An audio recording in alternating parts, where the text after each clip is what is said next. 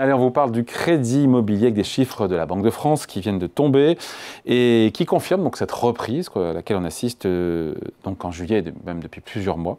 J'adore le petit bruit, il accompagne avec des petits onomatopées. Non mais donc voilà, donc peut-être une nouvelle étape, on l'espère, du redressement du marché immobilier, des crédits immobiliers, de la production de crédits immobiliers par les banques depuis maintenant combien de temps? Depuis début 2024, j'en perds mon français. Donc voilà, après Laurent Grassin, directeur de la rédaction de Boursorama, bonjour. Bonjour David. La question qu'on se pose, c'est si on n'a pas un peu mangé notre pain blanc, mais avant d'en arriver là, j'ai dit c'est une bonne nouvelle. Avant de jouer les Cassandres, éventuellement les oiseaux de mauvais augure, on peut communiquer, expliquer surtout sur et se réjouir des chiffres publiés par la Banque de France. La Banque de France qui fait un baromètre régulier sur la production, vous l'avez dit, de crédit immobilier par les banques. C'est important parce que ça montre véritablement le dynamisme de l'activité avec d'autres indicateurs comme bien sûr la vente de logements, qu'ils soient neufs ou anciens. Vous l'avez dit, le rebond se poursuit, c'est 13,1 milliards d'euros hors renégociation en juillet, après 12,9 milliards en juin, 4e mois consécutif de hausse. Et vous l'avez dit, c'est, David, la conséquence d'un mouvement qui est enclenché depuis le début 2024, donc avec enfin la baisse des taux décidée notamment par le cycle de baisse des taux enclenché par la BCE, et alors qu'on sortait avant d'une période où, grosso modo, tout était à l'arrêt, le robinet était fermé. Donc, on peut noter aussi que le marché immobilier a mis très longtemps à reprendre, que cette reprise était très progressive et que là, elle se confirme. On a vraiment, notamment sur la partie on a vraiment un beau mouvement en V sur les 2 dernières années où on voit bien que on a repris un petit peu d'allant. Bon, côté taux d'intérêt, ça intéresse, taux de crédit immobilier. On en est où d'ailleurs? On est à 3... Oui, alors fini, les prêts à 1,08, ça fait longtemps que c'est terminé. Je ne sais pas si on reverra ça un jour. Après, il faut... N'insultons jamais l'avenir. Jamais. En ce moment, c'est 3,08% en août en moyenne pour les nouveaux crédits. C'était 3,09 en juillet, 3,10 en juin. C'est l'épaisseur du trait, c'est-à-dire que grosso modo, ça se stabilise, ça ne bouge plus beaucoup. Donc voilà, autour de 3,08% pour le mois d'août. Ça, c'est spontanément, instantanément. Après, on se dit qu'avec les événements qu'on commande depuis maintenant une semaine et aujourd'hui, ce qui pourrait s'accélérer, qu'on a un Premier ministre, quelle majorité ou pas, quel budget, les manifestations, bloquons tout demain, le 18, on se dit qu'avec tous ces événements, potentiellement, ça pourrait remonter. C'est ça, c'est-à-dire que les gens qui nous regardent aujourd'hui, ils sont peut-être en train de finaliser ou de regarder pour faire un projet immobilier. Vous savez qu'il y avait quand même une tendance un peu attentiste de se dire, bon, il y a peut-être moyen que les taux baissent une nouvelle fois, donc on n'était pas forcément pressé. Aujourd'hui, le tableau est un petit peu en train de changer, David, notamment, vous l'avez dit, par ce qui se passe en France, la situation, l'instabilité politique fait que, vous l'avez suffisamment commenté sur le plateau, le taux auquel la France emprunte de l'argent augmente. Et ça influe directement sur le crédit immobilier. Il n'y a pas une relation stricte entre l'OAT et l'obligation assimilable du Trésor. Une relation très forte. D'ailleurs, on pourrait expliquer 2 secondes, pardon, juste pour l'aparté. On pourrait expliquer d'ailleurs pourquoi on nous dit à chaque fois, mais quel est le rapport entre mon taux de crédit immobilier et le fait que parce que les banques, elles aussi, se financent un petit peu sur le marché obligataire et qu'elles se servent de ce taux comme référence sur les crédits qu'elles accordent elles-mêmes.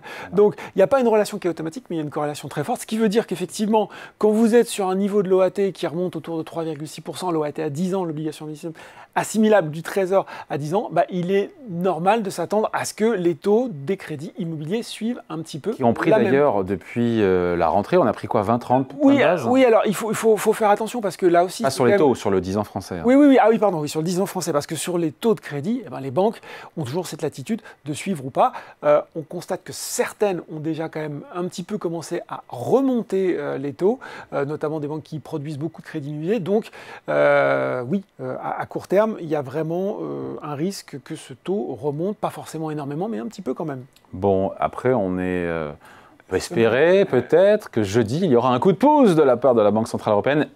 Il n'y aura pas. Non, vous voyez, même vous n'y croyez pas, David, quand vous l'annoncez. Non, la pause est partie pour durer. Aujourd'hui, il n'y a pas grand-chose dans le discours des banquiers centraux qui laisse présager que la BCE va donner un nouveau coup de pouce, déjà parce que une partie des incertitudes se sont dissipées, notamment sur les droits de douane, puisque maintenant on sait à quelle sauce on va être mangé. Donc ça restera vraisemblablement jeudi, c'est jeudi que la BCE se réunit, ça restera 2%, et donc pas là aussi de bonnes surprises à attendre et à espérer cette semaine. Donc on en conclut quoi, Laurent? On se dit que d'ici la fin de l'année, possiblement, probablement, les taux des crédits immobiliers vont commencer doucement à remonter? Peut-être pas. On peut plutôt, c'est une possibilité, on est plutôt sur de la stabilité. C'est-à-dire qu'en gros, là, ce qui va se passer, c'est qu'il y a beaucoup d'attentisme aujourd'hui et qu'on devrait rester relativement stable. Ce qui est sûr aussi, c'est qu'on ne devrait pas voir les banques se réengager dans un bras de fer. En tout cas, ce n'est pas là où on va voir des promotions ou des offres ultra agressives. Ça devrait être plutôt stabilité d'ici la fin de l'année. Ouais. Donc des taux de crédit immobilier stables et un robinet du crédit qui se quoi d'ailleurs? Qui s'est jamais pleinement rouvert et qui est devenu quelque chose de beaucoup plus sélectif. On va rappeler aujourd'hui ce que regardent les banques. Elles regardent déjà effectivement la notion d'apport est très forte. Hein. Plus vous arrivez avec de l'apport sur un projet, plus vous allez être crédible, plus vous allez être financé. Si vous avez 100% d'apport, c'est encore mieux. Bien sûr, David. Mais en tout cas, c'est une partie importante. Les banques aiment bien aussi quand vous pouvez avoir du prêt à taux zéro. Vous savez qu'en plus, il a été étendu en 2025 depuis le 1er avril sur tout le territoire. On a fait re-rentrer, entre guillemets, la maison également, avec des taux de financement en prêt à taux zéro, que je ne vous raconte pas de bêtises, qui sont 10 et 30% possible pour une maison et je crois 20 à 50 pour un appartement, donc c'est avantageux. Ça peut être intéressant aussi d'avoir un projet un peu plus global où vous couplez ça avec, vous savez, des travaux de rénovation, notamment de rénovation énergétique, puisque c'est toujours bien aussi pour le bilan des banques de financer de la transition énergétique. Donc ça peut aider votre dossier. Donc voilà quelques-uns des éléments qui sont importants. L'idée aussi, c'est peut-être de se dire justement que ce qui doit changer, et peut-être aussi le fait que les primo-accédants restent quand même aussi valorisés, ce qu'il faut dire, c'est que c'est peut-être plus la peine d'attendre. Voilà, ça c'est peut-être le signal qu'on peut envoyer, de se dire que s'il y a un projet qui est en cours de concrétisation avec un bon dossier, c'est pas la peine d'essayer de gagner 15 jours en se disant on va peut-être gratter quelques pourcentages, quelques points de pourcentage sur le projet, et de se dire finalement, on n'est pas, vous avez dit, est-ce qu'on retrouvera un jour des taux planchers? On ne sait pas, mais ce qui est sûr, c'est que nos enfants peut-être. Vous avez toujours la possibilité de renégocier votre crédit. Et donc, ça ne sert à rien, quelquefois, d'essayer de gagner 15 jours pour essayer de gagner un point de pourcentage. S'il y a de nouveau une forte baisse des taux, vous irez retrouver votre banquier. Pas tout de suite, il va falloir attendre un petit peu. Mais... Voilà, oui, mais de plus en plus, là aussi, les banques font des efforts là-dessus, et puis vous renégocierez votre crédit. Bon, on signe tout de suite pour avoir des taux de crédit immobilier qui restent stables d'ici la fin de l'année. C'est ça. En gros, moralité. Ah ouais, c'est ça. Allez, merci beaucoup. Laurent Grassin, directeur de la rédaction de Boursorama. Merci Laurent. Merci David.